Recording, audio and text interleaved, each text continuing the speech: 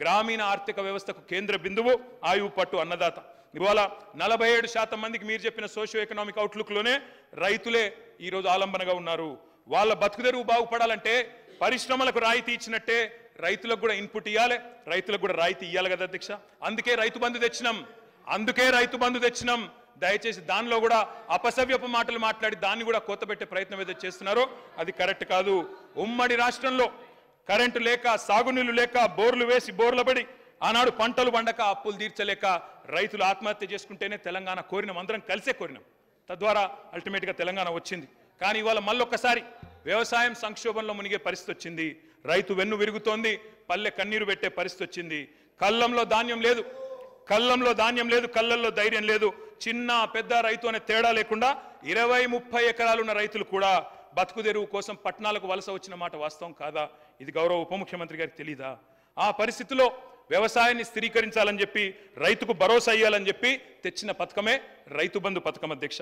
100% మీరిచ్చిన socio economic outlook ప్రకారమే 198% తెలంగాణలో ఈరోజు బక్క చిన్న సన్నకారు రైతులే ఉన్నారు.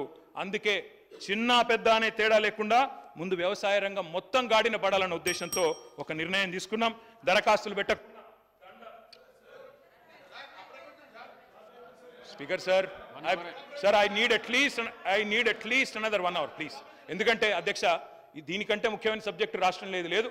మీరు గవర్నర్ దగ్గర పోదాం, మళ్ళీ వచ్చినాక నడపండి sir. We will cooperate sir. అధ్యక్ష సార్, నేను గౌరవ సభ్యులను కోరుతా ఉన్నాను అధ్యక్ష. సరిగ్గా గంట అయింది వారు మాట్లాడబట్టి. ఈరోజు వారు అనేక అంశాల విషయంలో మాట్లాడారు, అన్ని విషయాలు కూడా మాట్లాడారు సార్. సత్యదూరమైనవి కూడా అన్ని చెప్పుకుంటూ వస్తూ ఉన్నారు. ఈరోజు మేము చెప్తా ఉన్నాం, మేము మేనిఫెస్టో పరంగా తీసుకున్న అంశాలను కూడా వారు ప్రస్తావన తీసుకొచ్చారు అధ్యక్ష. వారు కూడా మేనిఫెస్టో పెట్టారు. ఎవరు నమ్మినారు అధ్యక్ష? మేము 2500 రూపాయలు మహిళలకు ఆసరగా ఇస్తామంటే 3000 అన్నారు. వాళ్ళని నమ్మినరా వాళ్ళను? రైతు బంధు విషయంలో కూడా పెంచుతామని చెప్పిన వాళ్ళని నమ్మినరా? ఈరోజు దివ్యాంగులకు సంబంధించి కూడా మేము 6000 అంటే 6016 అన్నారు. ఒక్కసారి నమ్మినరు. మేము ఏ స్కీమ్కు సంబంధించి ఆ రోజు 2018లో కూడా మేనిఫెస్టోలో మేము 2000 అంటే 2500 అని అప్పుడు నమ్మిరు, మోసపోయినరు. మళ్ళీ ఈసారి కూడా మా మేనిఫెస్టోని చూసి మేము 2500 అంటే 3000 అన్నారు. మిమ్మల్ని నమ్మినరా? మార్పు తీసుకొచ్చేది కాంగ్రెస్ పార్టీ అనే నమ్మినరు. అందుకోసమే ప్రభుత్వంలో కూర్చోబెట్టారు. మా మేనిఫెస్టో చదివితే మీ మేనిఫెస్టో కూడా 2018లో, 2014లో, 2014లో సంబంధించి సామాజిక న్యాయం చేస్తాం, ఈ రాష్ట్రాన్ని దళితుల్ని ముఖ్యమంత్రిగా చేస్తామని చెప్పారు. మొదటనగా మొట్టమొదటి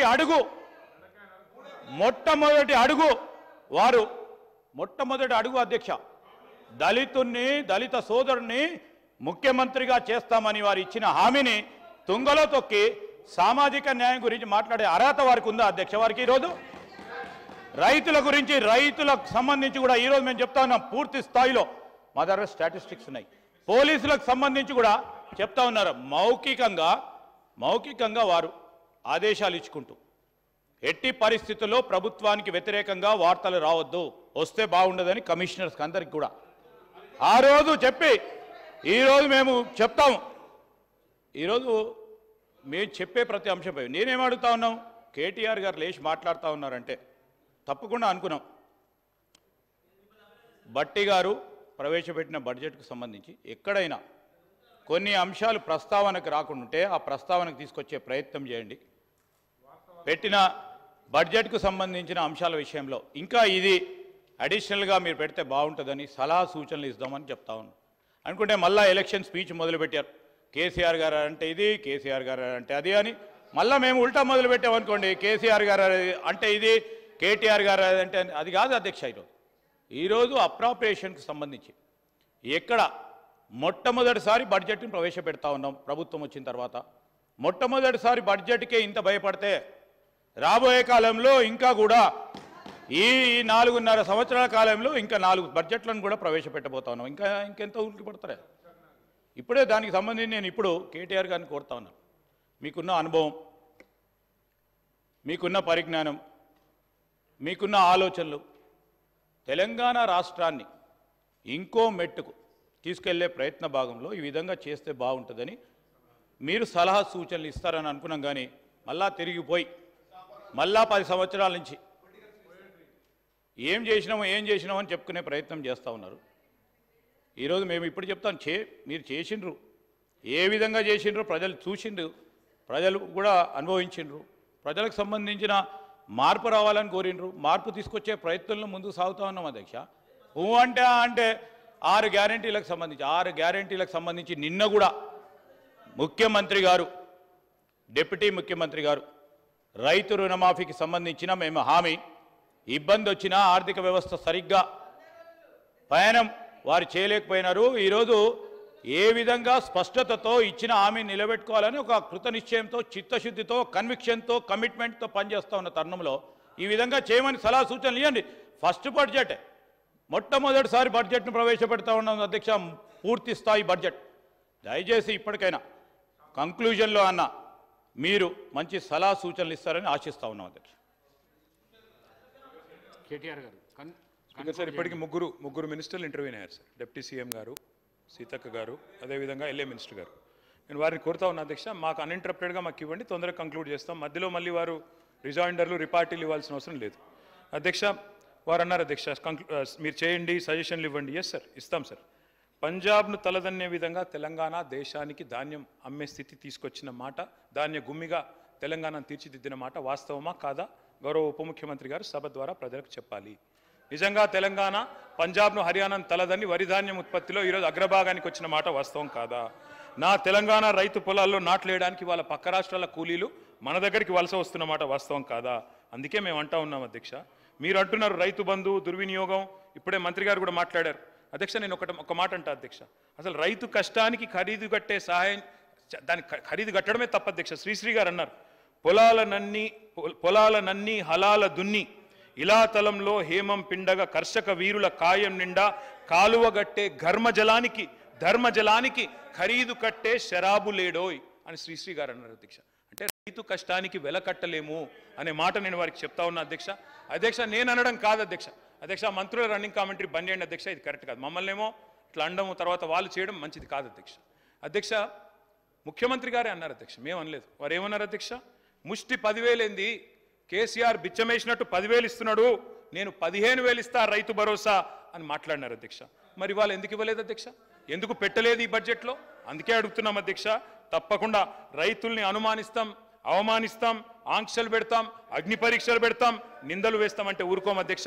తప్పకుండా మాట్లాడతాం అధ్యక్ష.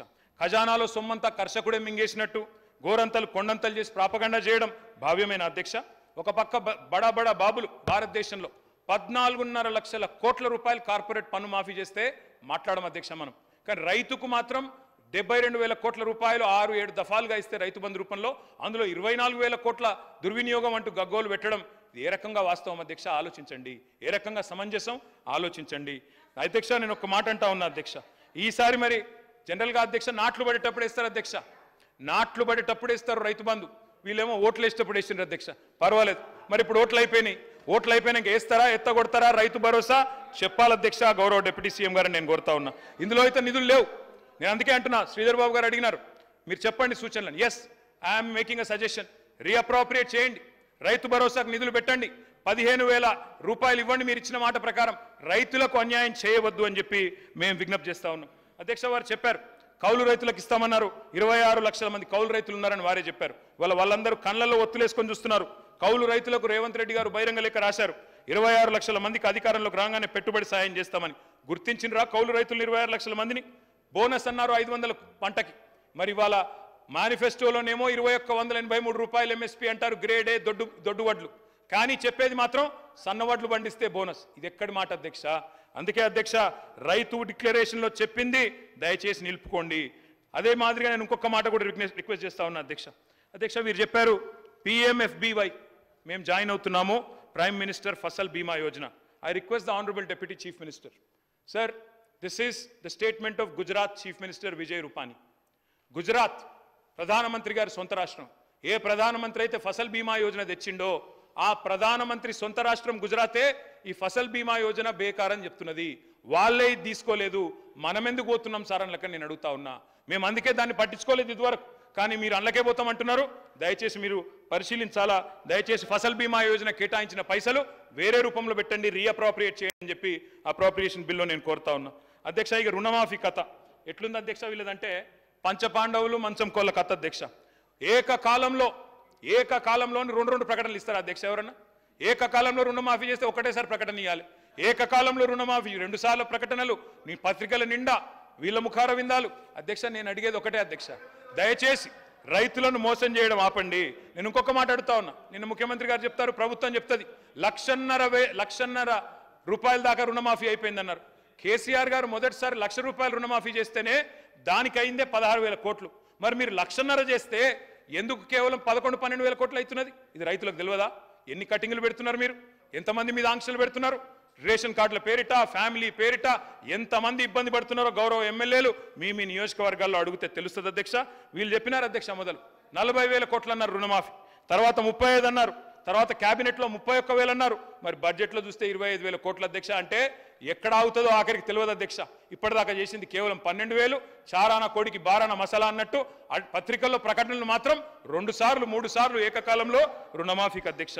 అధ్యక్ష, ఇంకొక మాట నేను అడుగుతా ఉన్నా. హిపోక్రసీ అంటే, ద్వంద్వ ప్రమాణాలు అంటే, డోగ్లా పన్ అంటే ఏంది అధ్యక్ష? డబుల్ స్టాండర్డ్స్ అంటే అధ్యక్ష, పిఎం కిసాన్ వీళ్ళు ప్రతి విషయంలో కేంద్రంతో తలపడతారు. కేంద్రం మీద మొన్ననే ఒంటికాలతో లేచిండ్రు, యూనియన్ బడ్జెట్లు ఏమి ఇయ్యలే అని. మరి పిఎం కిసాన్ ఏదైతే రైతు బంధుని కాపీ కొట్టి పెట్టుకున్నారో కేంద్రం వాళ్ళు, ఇలా దాని కండిషన్స్ తీసుకొని ఇవాళ రుణమాఫీ చేస్తామంటే ఇది అన్యాయం కాదా అధ్యక్ష? దయచేసి ఆలోచించాలని చెప్పి నేను పెద్దల్ని కోరుతా ఉన్నా. ఇంకొక మాట కూడా అడుగుతా ఉన్నా అధ్యక్ష. నేను ఇవాళ కేవలం రైతులనే కాదు అధ్యక్ష, వీళ్ళు మహిళల్ని కూడా మోసం చేశారు. మరి మహిళల విషయంలో నేను ఒక్క మాట చెప్తా ఉన్నా. కోటీశ్వరులను చేస్తాం 1,00,000 మందిని అన్నారు. తప్పకుండా చేయండి, వి వెల్కమ్ ఇట్. 1,00,000 మందిని కోటీశ్వరులు చేస్తామన్నారు. ఈ మాట కూడా తప్పకుండా మహిళలు అడుగుతారు అధ్యక్ష. మా ప్రభుత్వం ఉన్నప్పుడు, ఇది మా రికార్డు, నేను ఇండస్ట్రీస్ మినిస్టర్ గారికి పంపుతా ఉన్నా అధ్యక్ష, highest number of MSMEs with female ownership 40%. Top state ఏది అధ్యక్ష? మన తెలంగాణ అధ్యక్ష. భారతదేశ సగటు 20%. నేను ఆ గౌరవ ఇండస్ట్రీస్ మినిస్టర్ గారికి పంపుతా ఉన్నాను తమ ద్వారా, దయచేసి వారు చూసుకోవాలని చెప్పి నేను కోరుతా ఉన్నా అధ్యక్ష. ఈరోజు నేను అడుగుతా ఉన్నా, ప్రతి నెల మహిళలకు 2,500 ఇస్తామన్నారు. Yes sir, I need another half an hour sir, దయచేసి మీరు టైం ఇవ్వాలి. ప్రతి నెల ప్రతి మహిళకు 1,67,00,000 మంది ఆడబిడ్డలు రాష్ట్రంలో ఎదురు చూస్తూ ఉన్నారు. 18 ఏళ్ళు నిండిన ఆడబిడ్డలు 7 నెలలైనా ఎక్కడేసిన గొంగలు అక్కడనే ఉన్నది. 2,500 రూపాయలు రాలేదు. ఆడబిడ్డలందరికీ మీరు ఒక్కొక్క ఆడబిడ్డకు నెలకు 20,000 రూపాయలు బాకీ పడ్డారు. వెంటనే ఇచ్చే ప్రయత్నం చేయండి, రీఅప్రోప్రియేట్ చేయండి. I request the honourable finance minister, ఇంకేదన్నా రంగానికి కోత పెట్టండి, కానీ మా ఆడబిడ్డల ఉసురు మంచిది కాదు. తప్పకుండా వారికి వెంటనే 2,500 రూపాయలు 1,67,00,000 మంది ఆడబిడ్డలకు ఇవ్వాలని చెప్పి నేను కోరుతా ఉన్నా అధ్యక్ష. మహాలక్ష్ములకు మహామోసం, తులం బంగారం ఏమో తూచైపోయింది అధ్యక్ష. ప్రతి ఆడబిడ్డకి, యువతకి, అమ్మాయికి స్కూటీలు ఇస్తామన్నారు. స్కూటీలు లేవు కాదు అధ్యక్ష, మరి లాఠీలు మాత్రం పిల్లల మీద తిరుగుతూ ఉన్నాయి అధ్యక్ష. ఇక పిల్లల విషయానికి వస్తే అధ్యక్ష, విద్యార్థుల విషయానికి చాలా చెప్పారు అధ్యక్ష. 5 లక్షల విద్యా భరోసా కార్డు అన్నారు, ఇప్పటివరకు లేదు, బడ్జెట్లో రూపాయి లేదు. I request the honourable finance minister, రీఅప్రోప్రియేట్ చేయండి. పిల్లలకి ఏదైతే మీరు చెప్పారో 5 లక్షల విద్యా భరోసా కార్డు వెంటనే ఇచ్చి భరోసా ఇవ్వండి. మేము 1,022 గురుకులాలు పెట్టి పేద పిల్లల్ని డాక్టర్లు, ఇంజనీర్లుగా చేసినాం. కానీ ఈరోజు చూస్తూ ఉన్నాం, ఆ పేద బిడ్డలకి గురుకులాల్లో మీరు భోజనం కూడా సరిగా పెట్టడం లేదు. ఈరోజు ఆసుపత్రుల్లో వార్తలు, నా దగ్గర కటింగ్లు ఉన్నాయి, పేపర్ క్లిప్పింగ్లు, మీకు కావాలంటే పంపిస్తాను. భువనగిరి హాస్టల్లో విద్యార్థి ఫుడ్ పాయిజన్తో చనిపోయాడు మొన్ననే, ఎస్సీ వెల్ఫేర్ హాస్టల్లో. అదేవిధంగా జేఎన్టీయూ హాస్టల్లో ఎలుకలు, పిల్లులు సాంబార్లో ఈతలు కొడతా ఉన్నాయి. అదేవిధంగా ఇంకా చాలా గురుకులాల్లో ఇవాళ భోజనం నాణ్యత లేదని చెప్పి వాళ్ళు పిల్లలు విషాహారం తిని ఇవాళ ఇబ్బంది పడతా ఉన్నారు. ప్రభుత్వం దృష్టి పెట్టాలని చెప్పి నేను కోరుతా ఉన్నా అధ్యక్ష. మాకు మెసేజ్లు వస్తూ ఉన్నాయి సార్, దయచేసి ఇది నేను ప్రభుత్వం దృష్టికి తీసుకొని వస్తా ఉన్నా. మేము అంబేద్కర్ ఓవర్సీస్ స్కాలర్షిప్ పేరు సార్ అధ్యక్ష దళిత సమాజ